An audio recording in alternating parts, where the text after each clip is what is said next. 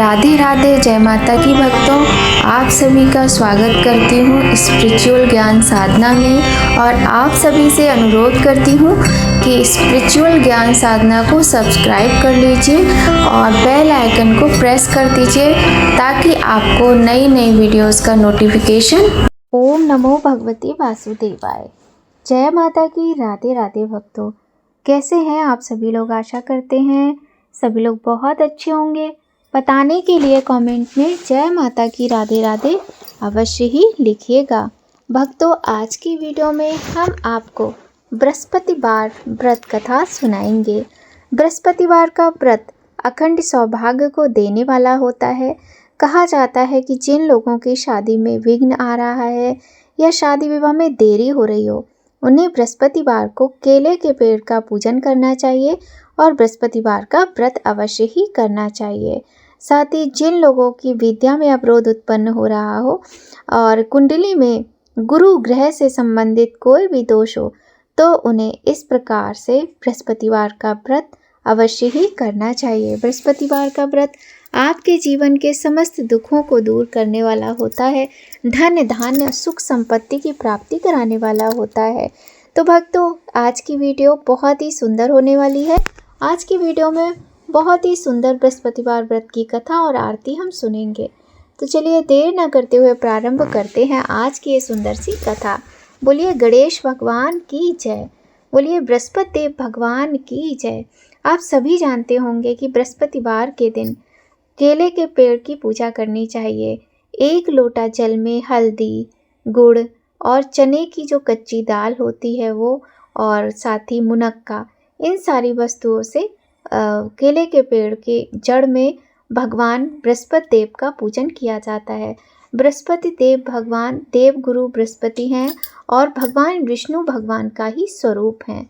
तो बहुत ही सुंदर, मनोकामनाओं को पूर्ण करने वाला, जीवन के दुखों से मुक्ति दिलाने वाला ये व्रत है।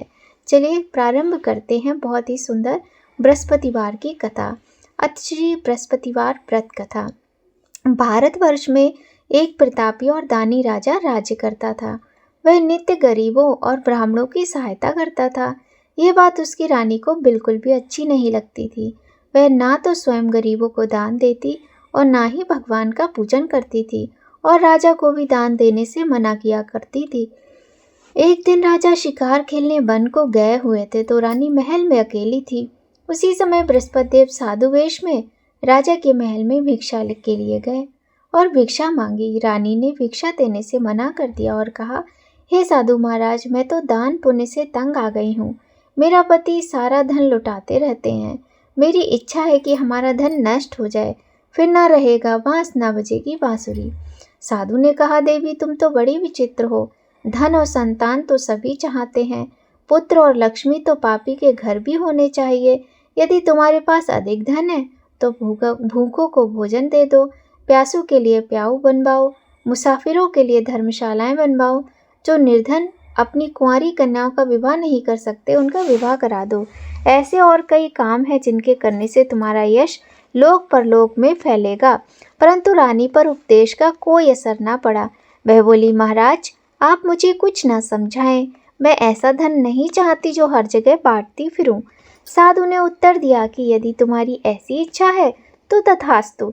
तुम ऐसा करना कि बृहस्पतिवार को घर लीपकर पीली मिट्टी से अपना सिर धोकर स्नान करना, भट्टी चढ़ाकर कपड़े धोना। ऐसा करने से आपका सारा धन नष्ट हो जाएगा। इतना कहकर वह साधु महाराज वहां से आलोप हो गए। साधु के कहे अनुसार बातों को पूरा करते हुए रानी को केवल 3 बृहस्पतिवार ही बीते थे कि उसकी समस्त धन संपत्ति नष्ट हो गई। भोजन के लिए राजा का परिवार तरसने लगा।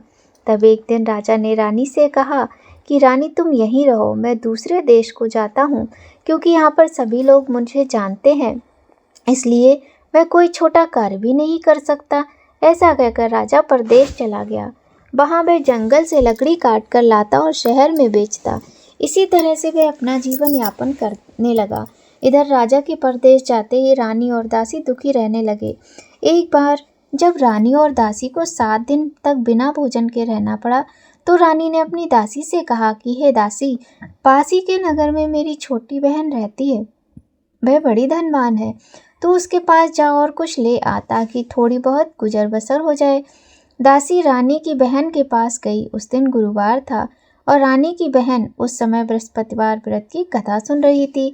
दासी ने रानी की बहन को अपनी रानी का संदेश दिया, लेकिन रानी की बड़ी बहन ने कोई उत्तर नहीं दिया। जब दासी को रानी की बहन से कोई उत्तर नहीं मिला तो वह बहुत दुखी हुई और उसे क्रोध भी आया। दासी ने वापस आकर रानी को सारी बात बता दी।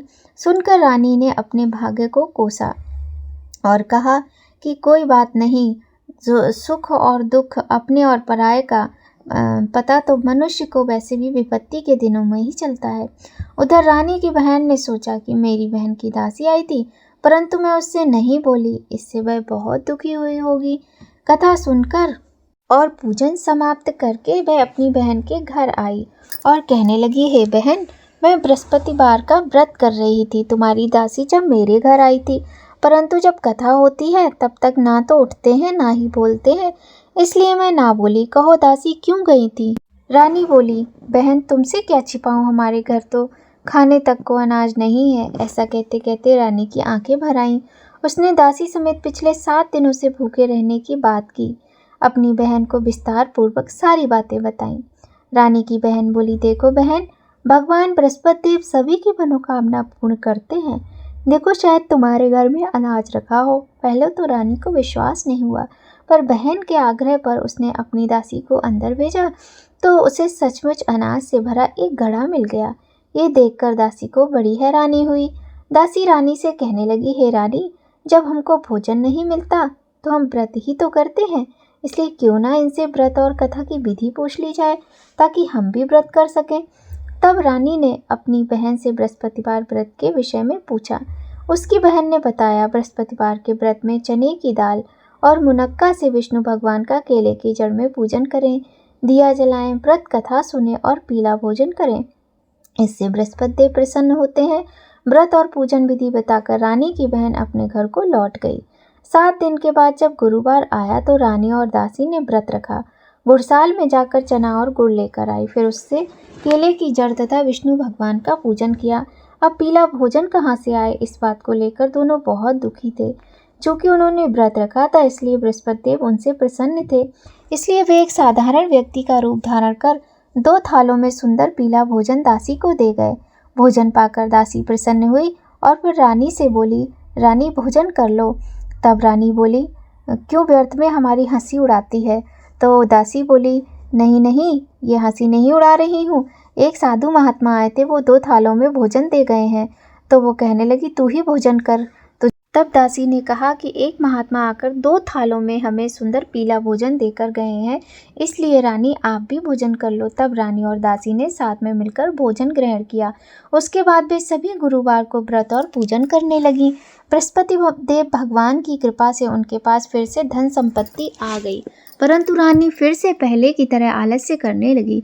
तब दासी बोली, देखो रानी, तुम पहले भी इसी प्रकार आलस्य करती थी, तुम्हें धन रखने में कष्ट होता था, इस कारण सभी धन नष्ट हो गया, और अब जब भगवान बृहस्पति देव की कृपा से धन मिला है तो तुम्हें फिर से आलस्य होता है। रानी को समझाते हुए दासी कहती है कि बड़ी मुसीबतों के बाद हमने ये धन पाया है, इसलिए हमें दान पुण्य करना चाहिए, भूखे मनुष्यों को भोजन कराना चाहिए और धन को शुभ कार्यों में खर्च करना चाहिए, जिससे तुम्हारे कुल का यश बढ़ेगा, स्वर्ग की प्राप्ति होगी और पितृ प्रसन्न होंगे। दासी की बात मानकर रानी अपना धन शुभ कार्यों में खर्च करने लगी, जिससे पूरे नगर में उसका यश फैलने लगा। एक दिन राजा दुखी होकर जंगल में एक पेड़ के नीचे आसन जमाकर बैठ गया। वह अपनी दशा को याद करके व्याकुल होने लगा। बृहस्पतिवार का दिन था। एकाएक उसने देखा कि निर्जन वन में एक साधु प्रकट हुए। वह साधु वेश में स्वयं बृहस्पति देवता थे। लकड़हारे के सामने आकर बोले, हे लकड़हारे, इस सुनसान जंगल में तू चिंता में क्यों मग्न बैठा है? लकड़हारे ने दोनों हाथ जोड़कर प्रणाम किया और उत्तर दिया, महात्मा जी, आप सब कुछ जानते हैं, मैं क्या कहूँ? यह कहकर रोने लगा और साधु को अपनी आत्म कथा सुनाई। महात्मा जी ने कहा, तुम्हारी स्त्री ने बृहस्पतिवार के दिन बृहस्पति देव भगवान का निरादर किया था, जिसके कारण रुष्ट होकर उन्होंने तुम्हारी ये दशा कर दी। अब तुम चिंता मत करो, मेरे कहने पर जाओ, तुम्हारे सब कष्ट दूर हो जाएंगे और भगवान पहले से भी अधिक धन संपत्ति तुम्हें देंगे। तुम बृहस्पतिवार के दिन कथा करो, व्रत करो और जो पैसे तुम्हें मिले उनसे तुम प्रसाद लाओ और भगवान की अच्छी तरीके से पूजा पाठ करके कथा करो।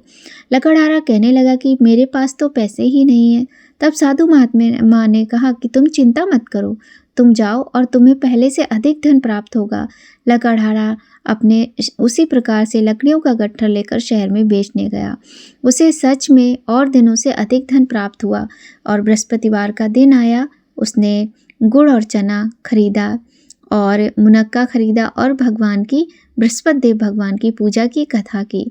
साधु के इस प्रकार से बताने पर जिस प्रकार लकड़हारे ने व्रत किया, उससे उसको और दिनों की अपेक्षा अधिक धन मिल गया और उसने बहुत अच्छे से भगवान की पूजा अर्चना की। अब उसके बाद लकड़हारा जब दोबारा बृहस्पतिवार आया तो वह व्रत करना भूल गया। अब तो बृहस्पति देव भगवान फिर से नाराज हो गए। अब उस दिन क्या था कि उस नगर के राजा ने विशाल यज्ञ का आयोजन किया और शहर में ये घोषणा करा दी कि कोई भी मनुष्य अपने घर में भोजन ना बनावे, ना आग जलावे, समस्त जनता मेरे यहाँ ही भोजन करने आए।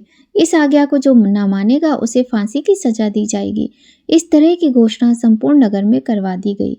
राजा की आज्ञा अनुसार शहर के सभी लोग भोजन करने गए, लेकिन लकड़हारा कुछ देर से पहुंचा, इसलिए राजा उसको अपने साथ घर लिवा ले गए और ले जाकर भोजन करा रहे थे तो रानी की दृष्टि उस खूंटी पर पड़ी जिस पर उसका हार लटका हुआ था।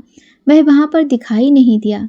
रानी ने निश्चय किया कि मेरा हार इस मनुष्य ने चुरा लिया है। उसी समय सिपाहियों को बुलाकर उसको कारागार में डलवा दिया। जब लकड़हारा कारागार में पड़ गया और बहुत दुखी होकर विचार करने लगा कि ना जाने कौन से पूर्व जन्म के कर्म से मुझे ये दुख प्राप्त हुआ है, और उसी साधु को याद करने लगा जो उसे जंगल में मिला था।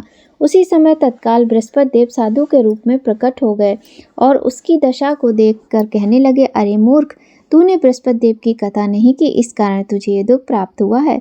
अब तू चिंता मत कर, बृहस्पतिवार के दिन कारागार के दरवाजे पर तुझे 4 पैसे पड़े मिलेंगे, उनसे तू बृहस्पति देव भगवान की पूजा करना, तेरे कष्ट दूर हो जाएंगे। बृहस्पतिवार के दिन उसे 4 पैसे पड़े मिले। लकड़हारा ने कथा कही। उसी रात्रि को बृहस्पति देव ने उस नगर के राजा को स्वप्न में कहा, हे राजा, तुमने जिस आदमी को कारागार में बंद किया है वह निर्दोष है, वह राजा है, उसे छोड़ दो। रानी का हार उसी खूंटी पर लटका हुआ है। अगर तू ऐसा नहीं करेगा तो मैं तेरे राज्य को नष्ट कर दूंगा। इस तरह रात्रि के स्वप्न को देखकर राजा प्रातःकाल उठा और खूंटी पर हार देखकर लकड़हारे को बुलाकर क्षमा मांगी तथा लकड़हारे को योग्य सुंदर वस्त्र आभूषण देकर विदा कर दिया। बृहस्पति देव की आज्ञा अनुसार लकड़हारा अपने नगर को चल दिया। राजा जब अपने नगर के निकट पहुंचा तो उसे बड़ा आश्चर्य हुआ। नगर में पहले से अधिक बाग, तालाब, कुएं तथा बहुत सी धर्मशाला, मंदिर आदि बन गए थे। राजा ने पूछा, ये किसका बाग और धर्मशाला है? सब कहने लगे कि यह सब रानी और बांदी के हैं। तो राजा को आश्चर्य हुआ और गुस्सा भी आया। जब रानी ने ये खबर सुनी कि राजा आ रहे हैं तो उन्होंने बांदी से कहा कि हे दासी, देख, कहीं राजा हमें इस हालत में देखकर चले ना जाएं, इसलिए तू दरवाजे पर जाकर खड़ी हो जा। आज्ञा अनुसार दासी दरवाजे पर खड़ी हो गई। राजा आए तो उन्हें अपने साथ अंदर लिवा ले आई। तब राजा ने क्रोध करके रानी से पूछा कि ये धन तुम्हें कैसे प्राप्त हुआ है? तब उन्होंने कहा, ये सब धन हमें बृहस्पति देव के व्रत के प्रभाव से प्राप्त हुआ है। राजा ने निश्चय किया कि 7 रोज बाद तो सभी बृहस्पति देव का पूजन करते हैं, परंतु मैं प्रतिदिन दिन में 3 बार कहानी तथा रोज व्रत किया करूँगा। अब हर समय राजा के दुपट्टे में चने की दाल बंधी रहती और दिन में 3 बार राजा कहानी कहता। एक रोज राजा ने विचार किया कि चलो अपनी बहन के यहाँ हो आएं। इस तरह निश्चय कर राजा घोड़े पर सवार हो अपनी बहन के यहाँ को चलने लगा। मार्ग में उसने देखा कुछ आदमी एक मुर्दे को लिए जा रहे हैं। उन्हें रोककर राजा कहने लगा, अरे भाइयों, मेरी बृहस्पति देव की कथा सुन लो। वे बोले, लो, हमारा तो आदमी मर गया है, इसको अपनी कथा की पड़ी है। परंतु कुछ आदमी बोले, अच्छा कहो, हम तुम्हारी कथा भी सुनेंगे। राजा ने दाल निकाली और जब कथा आदि हुई कि कि मुर्दा हिलने लग गया और जब कथा समाप्त हुई तो राम राम करके मनुष्य उठकर खड़ा हो गया। आगे मार्ग में एक किसान खेत में हल चलाता मिला। राजा ने उसे देखा और उससे कहा, भैया तुम मेरी बृहस्पतिवार की कथा सुन लो। किसान बोला, जब तक मैं तेरी कथा सुनूंगा तब तक 4 हरैया जोत लूंगा, जा अपनी कथा किसी और को सुनाना। इस तरह राजा आगे चलने लगा। राजा के हटते ही बैल पछाड़ खाकर गिर गए तथा किसान के पेट में बड़ी जोर से दर्द होने लगा। उसी समय उसकी माँ रोटी लेकर आई। उसने जब ये देखा तो अपने पुत्र से सब हाल पूछा। बेटे ने माँ से सभी हाल कह दिया तो बुढ़िया दौड़ी दौड़ी उस घुड़सवार के पास गई और उससे बोली, मैं तेरी कथा सुनूंगी, तू अपनी कथा मेरे खेत पर चलकर कहना। राजा ने बुढ़िया के खेत पर जाकर कथा कही, जिसके सुनते ही बैल उठ खड़े हुए तथा किसान के पेट का दर्द भी बंद हो गया। राजा अपनी बहन के घर पहुंचा। बहन ने भाई की खूब मेहमानी की। दूसरे रोज प्रातःकाल राजा जागा तो वह देखने लगा कि सभी लोग भोजन कर रहे हैं।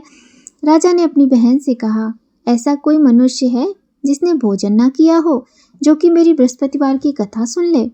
तब बहन बोली, हे भैया, यह देश ऐसा ही है। यहाँ लोग पहले भोजन करते हैं, बाद में अन्य काम करते हैं। चलो, अगर पड़ोस में कोई हो तो देख कर आती हूँ अभी। वह ऐसा कहकर देखने चली गई, परंतु उसे कोई ऐसा व्यक्ति नहीं मिला जिसने भोजन ना किया हो। अब वह एक कुम्हार के घर गई जिसका लड़का बीमार था। उसे मालूम ही हुआ कि उनके यहाँ 3 रोज से किसी ने भोजन नहीं किया है। रानी ने अपने भाई की कथा सुनने के लिए कुम्हार से कहा। वह तैयार हो गया। राजा ने जाकर बृहस्पतिवार की कथा कही, जिसको सुनकर उनका लड़का ठीक हो गया। अब तो राजा की प्रशंसा होने लगी। एक रोज राजा ने अपनी बहन से कहा कि बहन, हम अपने घर जाएंगे, तुम भी तैयार हो जाओ। राजा की बहन अपनी सास से कहती है। सास ने कहा, हाँ चली जा, परंतु अपने लड़कों को मत ले जाना, क्योंकि तेरे भाई की कोई औलाद नहीं है। बहन ने अपने भैया से कहा, भैया मैं तो चलूंगी पर बालक नहीं जाएंगे। राजा बोला, जब कोई बालक नहीं जाएगा तब तुम क्या करोगी। बड़े दुखी मन से राजा अपने नगर को लौट आया।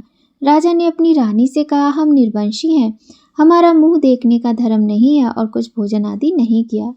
रानी बोली, हे प्रभु, बृहस्पति देव ने हमें सब कुछ दिया, वह हमें औलाद अवश्य देंगे। उसी रात को बृहस्पति देव ने राजा को स्वप्न दिया कि हे राजा, उठ, सभी सोच त्याग दे, तेरी रानी गर्भ से है। राजा को यह बात सुनकर बड़ी प्रसन्नता हुई। 9वें महीने में उसके गर्भ से अब एक सुंदर पुत्र पैदा हुआ। तब राजा बोला, हे रानी, स्त्री बिना भोजन के रह सकती है पर बिना कहे नहीं रह सकती। जब मेरी बहन आए तो तुम उससे कुछ न कहना। रानी ने सुनकर हाँ कर दिया। जब राजा की बहन ने शुभ समाचार सुना तो वह बहुत खुश हुई और बधाई लेकर अपने भाई के यहाँ आई। तभी रानी ने कहा, घोड़ा चढ़कर तो आई नहीं, गधा चढ़ी आई। राजा की बहन बोली, भाभी, मैं इस प्रकार न कहती तो तुम्हें औलाद कैसे मिलती।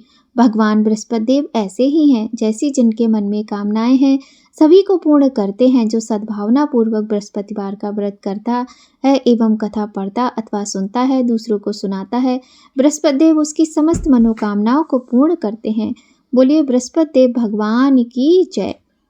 भगवान बृहस्पति देव सदैव रक्षा करते हैं। संसार में जो मनुष्य सद्भावना से भगवान का पूजन व्रत सच्चे हृदय से करता है, उसकी समस्त मनोकामनाएं पूर्ण करते हैं। जैसी सच्ची भावना से रानी और राजा ने उनकी कथा का गुणगान किया तो उनकी सभी इच्छाएं बृहस्पति देव जी ने पूर्ण की थी। इसीलिए पूर्ण कथा सुनने के बाद प्रसाद लेकर जाना चाहिए। हृदय से उनका मनन करते हुए जयकारा बोलना चाहिए। बोलो बृहस्पति देव भगवान की जय। एक और कथा है बृहस्पति देव भगवान की, वो भी सुन लीजिए। प्राचीन काल में एक ब्राह्मण रहता था। वह बहुत निर्धन था। उसके कोई संतान नहीं थी। उसकी स्त्री बहुत मलिनता के साथ रहती थी। ना तो वह स्नान करती थी और ना ही किसी देवता की पूजा करती थी। ब्राह्मण देव बहुत ही परेशान रहते थे, किंतु कुछ कर नहीं पाते थे। भगवान की कृपा से ब्राह्मण की स्त्री के कुछ दिनों बाद कन्या रूपी रत्न पैदा हुआ। कन्या बड़ी होने पर प्रातःकाल स्नान करके विष्णु भगवान का जाप और बृहस्पतिवार का व्रत करने लगी। अपने पूजन से पाठ से वह विद्यालय जाती तो अपनी मुट्ठी में जौ भर के ले जाती, जो कि सोने के थे, और पाठशाला के मार्ग में डालती जाती। जब ये जौ स्वर्ण के हो जाते थे तो फिर से उनको बीन कर ले आती थी। एक दिन वह बालिका सूप में उस सोने के जौ को फटक कर साफ कर रही थी कि उसके पिता ने देख लिया और कहा, बेटी, सोने के जौ के लिए सोने का सूप भी तो होना चाहिए। दूसरे दिन बृहस्पतिवार था। इस कन्या ने व्रत रखा।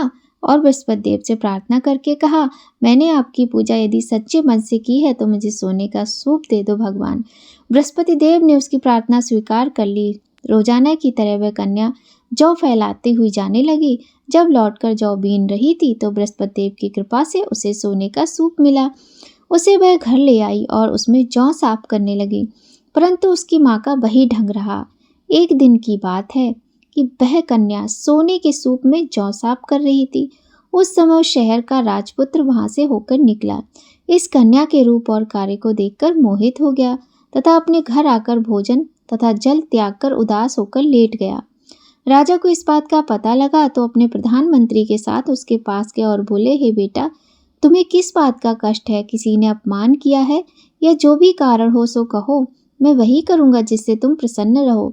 अपने पिता की राजकुमार ने बातें सुनी तो वह बोला, मुझे आपकी कृपा से किसी बात का दुख नहीं है। किसी ने मेरा अपमान नहीं किया है, परंतु मैं उसी लड़की से विवाह करूँगा जो लड़की सोने के सूप में जौ साफ कर रही थी। यह सुनकर राजा आश्चर्य में पड़ा और बोला, बेटा, इस तरह की कन्या का पता तुम ही लगाओ, मैं उसके साथ तेरा विवाह अवश्य ही करूँगा। राजकुमार ने उस लड़की के घर का पता बतलाया। तब मंत्री उस लड़की के घर गए और ब्राह्मण देवता को भी सभी बात बताई।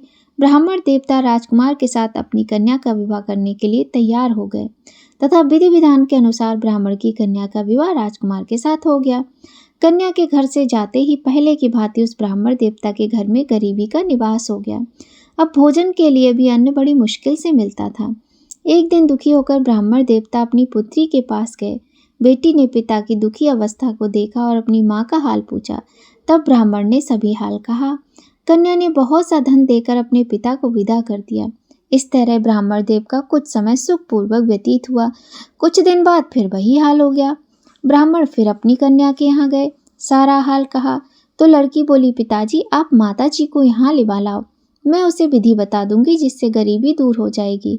वह ब्राह्मण देवता अपनी स्त्री को साथ लेकर पहुँचे तो अपनी माँ को वह समझाने लगी, माँ, प्रातःकाल तुम जल्दी उठा करो, स्नान किया करो, भगवान विष्णु की पूजा करो तो सब दरिद्रता दूर हो जाएगी।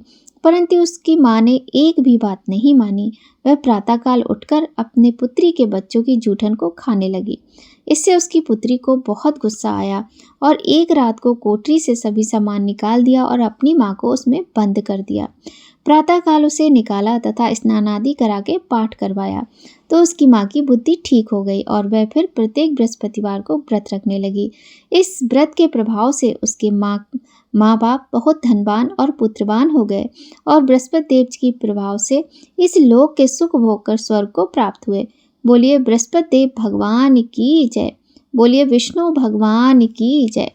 बोलिए लक्ष्मी नारायण भगवान की जय। तो भक्तों, बृहस्पतिवार की यह थी बहुत ही सुंदर कथाएं।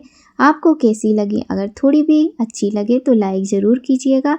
अब हम सभी लोग मिलकर कर लेते हैं बृहस्पति देव भगवान की आरती। बोलिए बृहस्पति देव भगवान की जय। ओम जय बृहस्पति देवा, स्वामी जय बृहस्पति देवा, छिन छिन भोग लगाऊं, कदली फल मेवा।